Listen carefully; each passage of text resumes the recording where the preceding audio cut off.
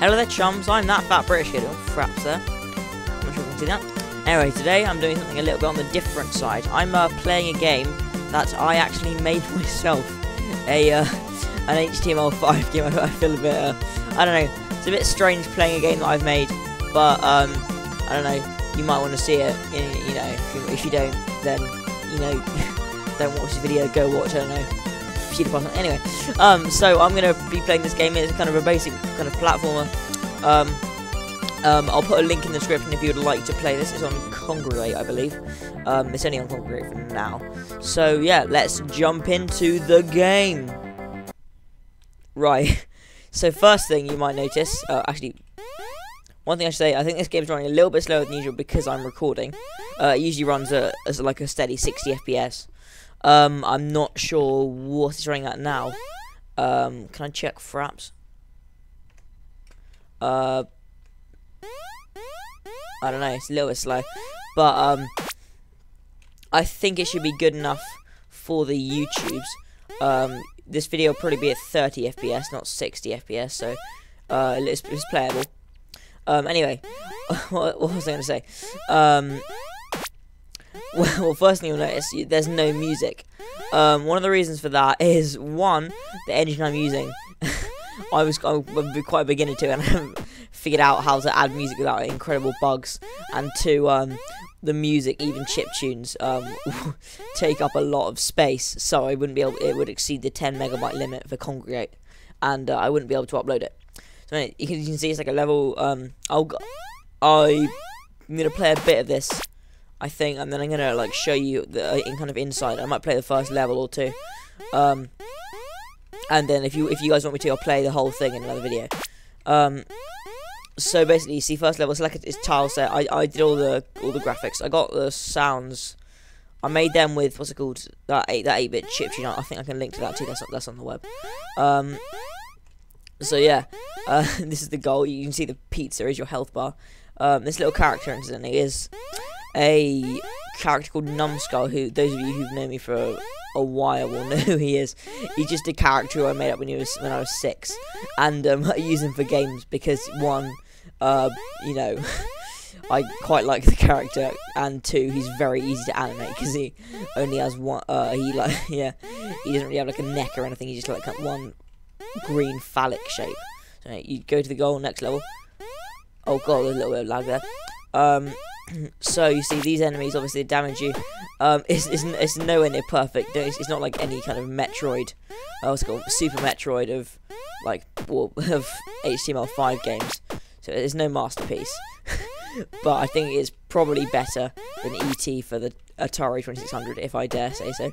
As you can see, I'm shit at it. And also this game is quite hard as well. But yeah, you can see. This is just that there's checkpoints which regenerate your health, and obviously you'll restart from there. There's usually a save and load system as well. You can see I got stuck. There's usually a save and load system as well, so if you quit the game, actually I can show you now. Okay, we'll dive into the nerdy stuff now, and we'll say that I can quit the game, and you know, I can restart from the last checkpoint. So if I just quit the game, actually this is the engine that I used to make it. This is quite an engine. Will I get a copyright strike for promoting it on YouTube? Because I would promote it. It is a very good engine, and it's free. It does sort of pest you to buy it, but yeah, great engine. If you want to make like HTML5 games, I'd recommend this. So you'll see, I click if I just if I start it, and I can just continue from where I was. Isn't that marvelous? So I'll show you some of the levels. Well, you've seen level 1 and level 2, and level 3 is kind of like the same grassy theme. Then it goes to like a snow kind of ice theme. Then you know, for the same like that for the next next 2 levels. So you see that as well. Let me just zoom in a bit. So see that, yeah, same kind of. Then it's like a rocky theme, not the movie. What's it called? Rocky Bubba, I don't know. A kind of, you know, cliffs, mountainous, I suppose you could call it, theme.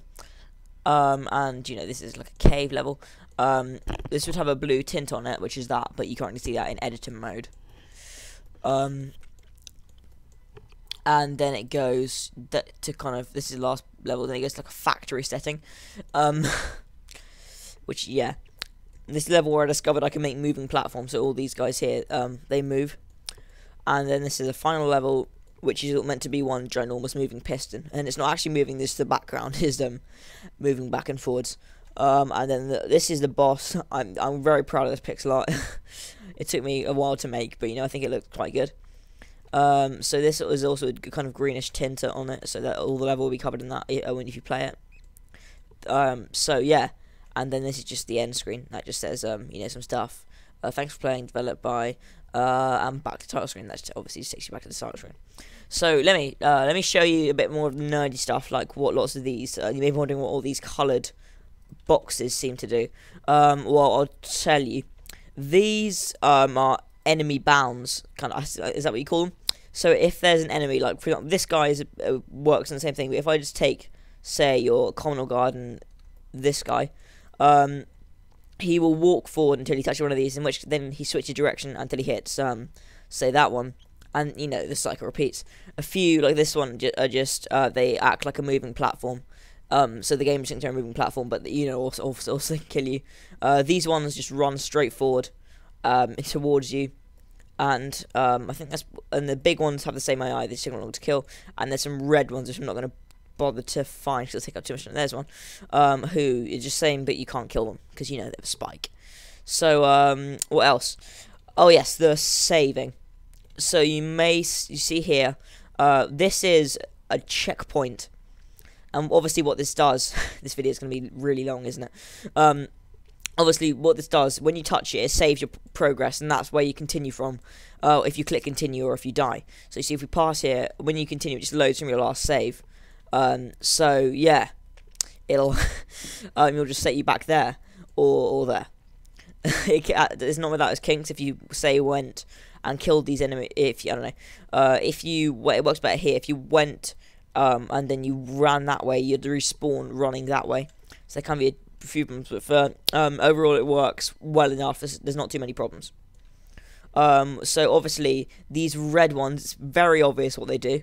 I think also by their name, you can kind of tell what they. Yeah, you can pretty much tell what they do by their name as well. As sure as you can look there. The red is just pitfall. So, you know, I'll give you an example. They do this. Wow, it's a masterpiece.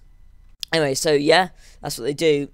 You touch them, you died. I think like every platform that's ever been created in history of ever has had that. So, you know, nothing really spectacular. I can show you the logic isn't really. I'm not sure I could show you the logic, but, you know, if you're interested, if you're using this engine, here's all the logic. There's the health bars. The animation actually was quite a hard bit to do. Where's the animation? The animation is.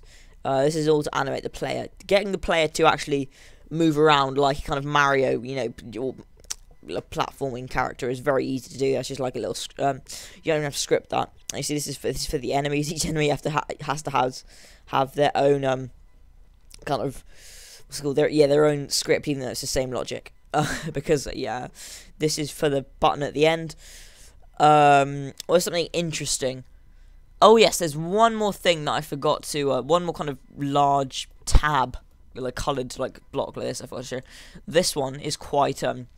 It's nothing spectacular, but basically what it does is in the level, this whole background is moving.